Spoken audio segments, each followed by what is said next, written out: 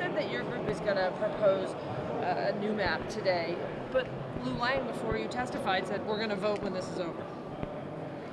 Well, I can't speak to the legislature's schedule. I can only tell you that we do plan to release yet another demonstration of how the legislature can satisfy the requirements of the Voting Rights Act and respect communities of interest. Would you expect the House to wait to see that before they take a vote? Because clearly they don't intend to. I really can't speak to what the legislature will do or won't do. The legislature has examples from MALDEF and from other organizations about how to respect the growing Latino community, how to respect neighborhoods, and how to comply with the Voting Rights Act. They have their own legal counsel. I am quite sure they know what they need to do. Does the amendment before the House respect the Voting Rights Act? I don't know what you mean by the amendment before the House. The House bill. HB 3760. Yes. No, we believe that HB 3760 does not create a sufficient number of districts for Latino electoral opportunity to comply with the Voting Rights Act. And will you challenge that in court? We don't announce litigation. And again, just to summarize, how many seats short do you think that this map is? I mean, how does it? Well, we know there's sort of an open, fluctuating situation with respect to the north side. It looks like the suburban districts are somewhat similar to what the community groups and what MALDEF has proposed. I think a very big, important difference is in the number of districts that are created on the south side. So the House bill has 11 majority Hispanic districts. How many should that number be?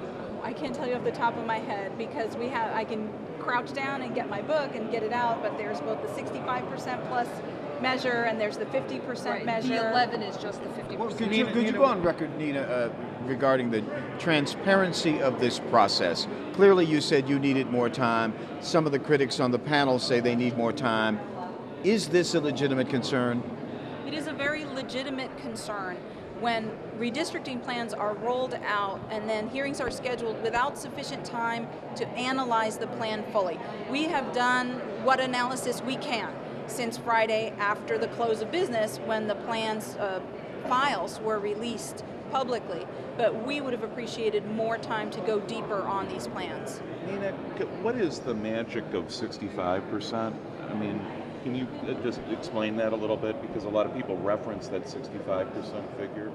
Well, the touchstone is opportunity to elect, and we have some case law here in the 7th Circuit that said that having Hispanic population between 60 and 65% in the Chicago area is one way to measure whether or not a district offers electoral opportunity to Latinos. Is that purely to Latinos versus African Americans? That is purely for Latinos. I think there's probably a different number a court would come up with for African Americans because of the difference in the rates of eligibility. And the rates of eligibility because of? Can be age. Because the Hispanics have a younger age structure demographically. You can also have issues related to voter registration rates and also citizenship. So I know you can't speak to litigation, but certainly MALDEF has not been shy about challenging redistricting plans in the past. Or I mean, that's fair to say, isn't it? It's fair to say that MALDEF has been very engaged in redistricting litigation in Illinois and in other states. I mean, I actually believe there's a federal judge that used to be a legal director of MALDEF that's on the court. We have a number of judges who are former MALDEF lawyers, yes. Okay. Thank you. Do you think the speed of this process increases the likelihood that you'll go to court? No, I think the speed and the lack of transparency makes things more difficult. It makes it harder to come up with really good analyses of plans. I think it creates that the legislature creates a difficult situation for itself if problems are pointed out to it and there's not enough time to fix them. Is your proposal going to turn into working with any lawmakers to see that? Not at the moment.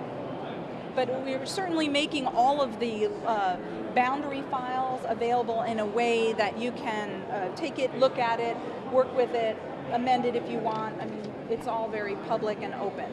Is the Latino caucus though on your side? I mean, if they agree I with can't you, speak for the Latino caucus, I'm sorry.